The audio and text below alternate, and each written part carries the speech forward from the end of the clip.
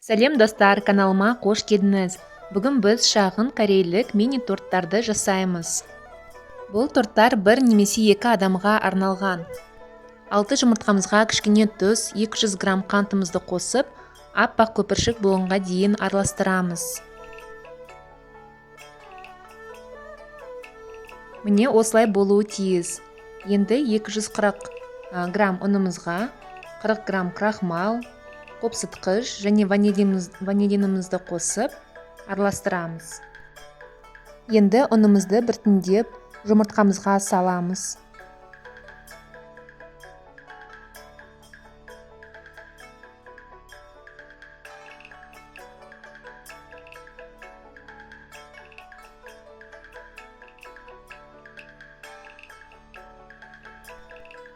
Массамызға сүт және күнбағыс майын құйып, жақсылап араластырамыз. Массамыз жарты сағатта 180 градуста тез піседі. Енді салмасын дайындаймыз. Құлқымнайға кішкене қант, крахмалымызды қосып араластырамыз. Осы массамызды 5 минут отта ұстап араластырып, қоюландырамыз. Кейін ас пленкасын жауып, суытамыз. Енді екінші тортымыздың салмасын дайындаймыз. Ол үшін қарақат, қант және крахмал керек. Оны да 5 минут отта ұстап араластырамыз. Кішкене қоюланған соң, үстіне ас пленкасын жауып, оны да суытып қоямыз.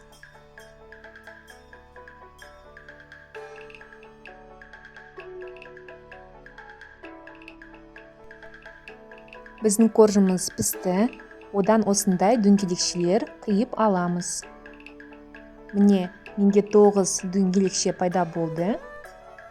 Енді крем жасаймыз. Ол үшін крем-чиз, қант ұнтағы кілеге қажет болады. Жақсылап барлығын араластырып, оны кондитерлік қапшыққа салып қоямыз.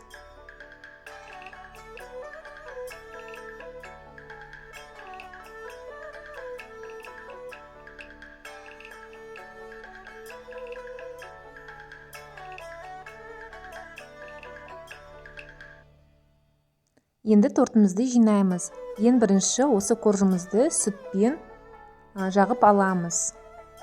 Енді үстіне әдемілеп крем жағып, шет жақтарын қоршап аламыз креммен.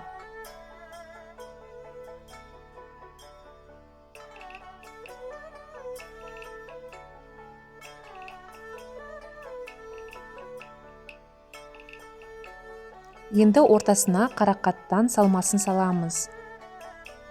Сонда қарақаттарымыз шықпайтын болады шет жақтарынан. Әдемілеп жағып, үстіне екінші коржымызды саламыз.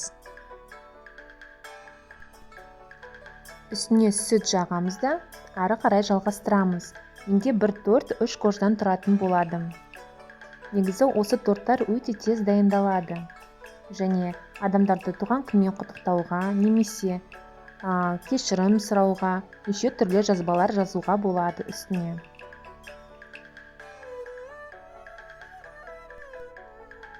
Енді креміміздің бір жартысына күлгін түсті пищевой краситель салып, араластырып, тортымызды өз қалауымызша сәндейміз. Екінші жартысына қызыл түсті пищевой краситель салып араластырдым. Өйткені менде екінші торт құлпынай салмасымен дайындалады.